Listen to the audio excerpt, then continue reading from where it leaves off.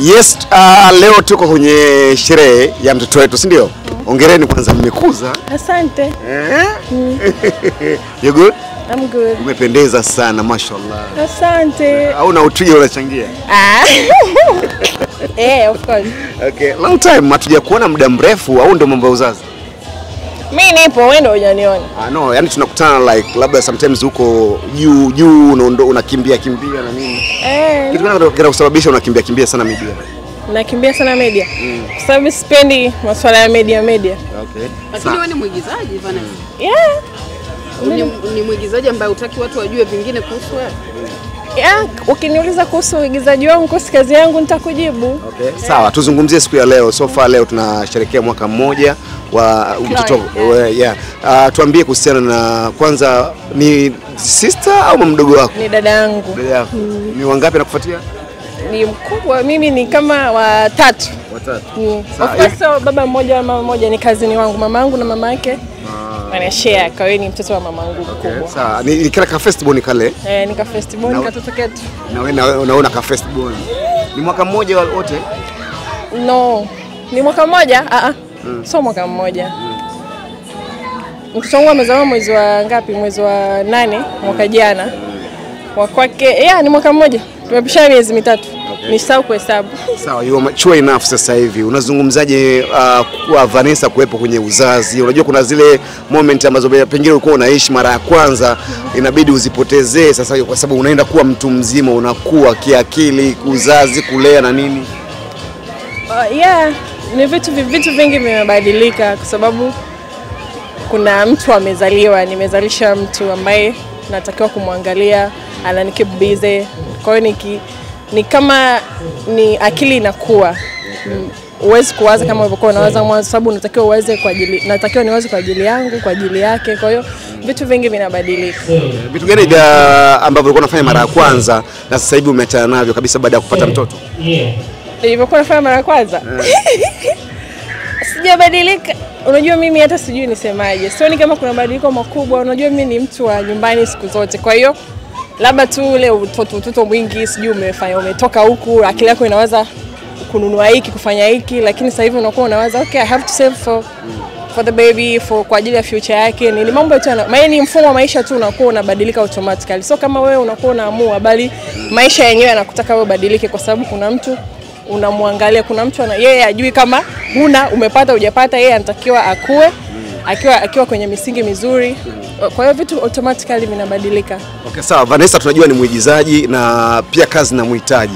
Same time pia una mtoto, malezi ya mtoto ya hapa na pale. Una maintain vipi? Sometimes unahitajiwa location, ukashuti, mnasafiri, mnaenda Tanga, mnaenda Bagamoyo. Una maintain vipi kuweka muda wa huyu mtoto na kazi zako ambazo pia unazifanya?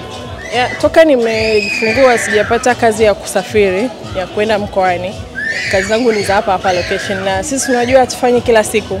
Naweza kufanya kwa wiki mara 3 mara 2, na mazingira mazuri ya kufanyaje, ya kumwachia mtoto. Kazi yangu haimuathiri mtoto wangu chochote kile.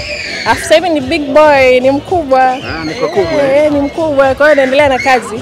Nikiangalia kwenye post ambazo unamposti mtoto wako, uandiki jina lakini pia unamficha sura.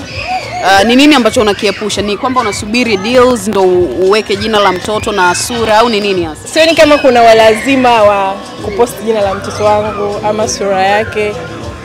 Na hizi posti ambazo nimeposti mtoto zote nimezitoa Instagram, kwa sababu sidhani kama bado sijaona kama kuna huo muhimu. Kwa hiyo siku nikiona kama inanifaa na nipendeza kumposti, nitamposti, mtamuona, lakini kwa sasa hivi bado sijawaza kama naweza nikamposti. Watu wa deals, labda maduka ya kuvalisha watoto au benki au deals nyingine washakufuata pengine umreview? Hapana, bado sijafuatwa. Nilifuatwa na kampuni moja.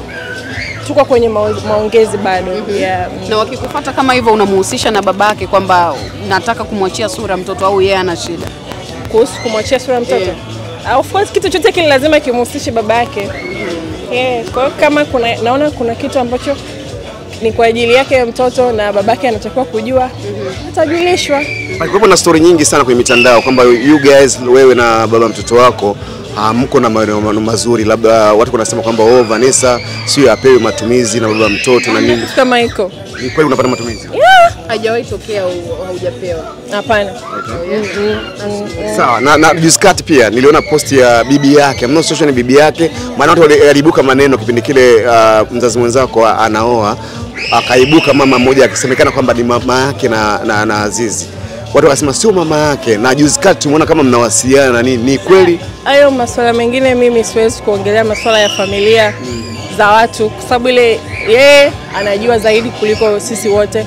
Kwa hiyo ni familia yake, siwezi kuyaongea masuala yao mitandaoni, maana hata wao wenyewe hawaongei masuala yao mitandaoni. No, yani ni yangu ni kwamba nataka tu prove kwamba yule ni bibi yake na ni kweli mnawazungumza naye. Mnawasiliana nini? Kwamba mimi ni prove kama yule ni bibi yake. Watu wanasema sio bibi. Ana bibi zake anao na tunawasiliana naye. Sasa hayo mitandaoni siyajui, lakini ana bibi yake tunawasiliana vizuri. Baada ya kujifungua Vanessa, pengine mpaka kipindi hiki, kuna kipindi ulitamani kupose kutumia mitandao ya kijamii? Of course yes. Nyie watu wa mitandaoni ni wabaya sana. Kwa nini? Ilikuwaje? Unajua mitandaoni mtu mpe picha tu, Caption anayo mwenyewe. Kwa hiyo sio kipindi niko mjamzito kwa naongea sana vitu vingi. Kwa hiyo kuna muda kuna muda nilitamani. Mimi nilikuwa siingii hata nikiingia Instagram na post jia namaliza. Kwa hiyo comment nyingi sina hata muda wa kusoma. Marafiki zangu watakuwa wananiambia jamani wamesema hivi na hivi, naomba okay. Uzuri mimi niko very calm. Yaani mtu siwezi kupanikishwa na maneno ya mitandao. Ndio maana unaona hata sikuzungumza kitu, sijasema kitu. Vanessa, kipindi gani sana ambacho kilikuwa unatamani utoke mitandaoni? Kipindi gani sana? Wewe unakijua. Yaani unajua kipindi cha harusi No. Kwa nini? Yaani nahisi labda pengine watu walikuwa nakutumia zile moment za harusi na nini. Hapana, wala hicho kipindi wala sijatamani kutoka mitandaoni. Mimi kazi zangu zinahusisha mitandao. Kwa hiyo na kuposti nini sijai kuwaza, yani ni vile nilikuwa sifuatilizi watu wanaongea nini, lakini siwezi kutoka mitandaoni moja kwa moja sababu kazi zangu zinanitaka mimi niwe mitandaoni. Natakiwa ni posti kazi za watu. Kwa hiyo Juma Lokole nakumbuka alisema kwamba anazungumza na wewe kipindi. Sijai kuongea naye. Hujai kuongea naye. Lakini yani mimi naweza nikakutana naye sehemu tu hivyo, lakini hatujai kuongea sisi kama sisi. Hapana. Kiroho safi mnazungumza na Hamisa? Hapana. Hamjawahi kuwa washikaji? Sijawahi. Ili kuumiza labda baada ya kumuona mzazi mwenzako anafunga ndoa? Hapana. Okay, wewe umeisha move on, sio? Of course, sasa Roger, swali gani hilo unaniuliza? No, yani kuna ile mtu labda pengine unamuona mzazi mwenzako ameingia kwenye ndoa, unasema ipo siku atarudi kwa sababu tayari wewe una mtoto naye. Hapana, hamna kitu kama hicho. Maisha yanaendelea. Kwa nini niseme ipo siku atarudi? Ulimpongeza baada ya kufunga ndoa? Hapana, why? No, kwa sababu anaingia kwenye familia. Vanessa, kama kumpeleka mtoto kwa baba yake kwa kipindi hiki inawezekana? Hayo masuala mengine ambayo kuhusu mtoto nini ni sisi tunajua utaratibu wote, lakini sio kitu ambacho unaweza kuongea kwamba nafanya hivi hapana. Upo kwenye mahusiano sasa hivi? Of course yes. Na mcheza mpira au mtu wa kawaida? Kwa nini mcheza mpira? No, nasikia nyewe waigizaji asilimia kubwa mnapenda sana wacheza mpira. Tulimuona Karin Simba na Pakome, tukamuona tena. No, sikuwa zinazungumza mitandaoni. Zinazungumzwa. Hamna, mahusiano yangu mimi. Sasa tumepiga story hapa na kiredio, akasema wacheza mpira wanamsumbua sana mpenzi wake. Anasema anamsumbua mpenzi wake. Ni mzuri, wewe mke wa kiredio unamwonaje? Piskali. Sema wacheza mpira na mabalaa. Hamna, na mahusiano yangu sio ya mitandao. Na sio mcheza mpira. Sio mtu maarufu. Unajutia kudesh na mcheza mpira? Hapana. Au unajutia kuweka wazi mahusiano yako ya mwanzo? So mimi niliweka wazi. Mimi sijai kuweka mahusiano yangu wazi. Ilitokea tu, lakini sijai kuweka mahusiano yangu. Hata hivyo sijai kusema sehemu yoyote kama mimi na mahusiano na mtu fulani. Unampelekea maua analia na nini? Sikusema mimi au suppose. Hata wewe unaweza mpekea rafiki yako maua, unaweza kumpekea mtu wake hivi. Kanaitwaje katoto kako? Katoto kangu kanaitwa Katoto, ka baby boy. No, yani jina lake kabisa. Baby boy. Baby boy Azizi Ki. Azizi Ki Junior. Anaitwa baby boy. Azizi Junior. Baby boy, anaitwa baby boy. Kwa nini jina la pili unataka kulitaja Vanessa? Jina gani? Yani jina la baba yake, yani sasa linajulikana. You have to proud yourself kwamba bana. I'm very proud I have a son. Yeah, na mtoto, niko proud sana. Katika kipindi hiki kitu gani kikubwa ambacho umejifunza kama mama na mama maarufu? Kama mama, kitu pekee kama mama ni kumuomba Mungu sana Yaani unajua ni mama kwa mara ya kwanza, alafu kila kitu ni kipya kwenye maisha yangu, yaani kwenye uzazi nini. Kwa hiyo kila kitu nakiona kipya. Kwa hiyo naomba tu Mungu atusaidie kwenye malezi ya mtoto, hivyo kila kitu nakiona kipya. Lakini na watu wananielekeza, wananisaidia. Kwa hiyo kila kitu kinakuwa kipya. Okay. Kwenye maisha ya ulezi. Karen ndo mtu ambaye ulikuwa naye karibu kipindi chote hicho? Yeah. Mimi na Karen tuna karibu miaka 7 sijui. Yeah. Neno kubwa kwa Chloe siku ya leo pamoja na baba yake. Tunampenda sana Chloe, akuwe kiwa mtoto mzuri, akimpendeza Mungu na wanadamu. Tunamwombea baba yake, tunamwombea mama yake awe mtoto mzuri na tunamfurahia sana. Best King ni baba bora, kwa hiyo tunafurahia sana kusherehekea Chloe siku ya leo. Baby boy hujamleta leo? Hapana, yuko nyumbani. Hutaki kabisa atoke. Sasa hivi amechoka, amelala. Tutarajie second born, sio? Second born?